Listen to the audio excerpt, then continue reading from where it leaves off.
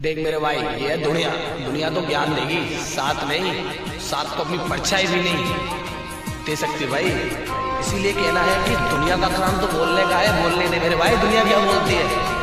दुनिया कुछ नहीं कर पाएगी, साला घंटा उखाड़ नहीं पाएगी। तुम्हें देख करके चलेगी और दुनिया बोलेगी कि साला ये क्या कर रहा है, वीडियो बना रहा है, तो साला हम वीडियो। लोग मुझे देख के हंस रहे हैं, तो उनसे मेरा कहना एक ही है कि हंसने वाले हंसते रहो, हंसना हमारा काम है। और ठाकुर के बेटे बस सर्च करके देख लो, इसीलिए हमारा नाम है।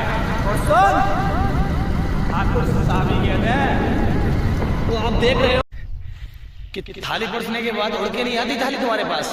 खाने की थाली परसने के बाद उड़ के नहीं आती, उसको भी उठा के लेके जाना पड़ता है।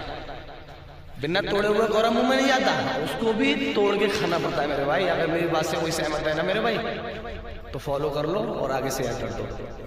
जय हिंद।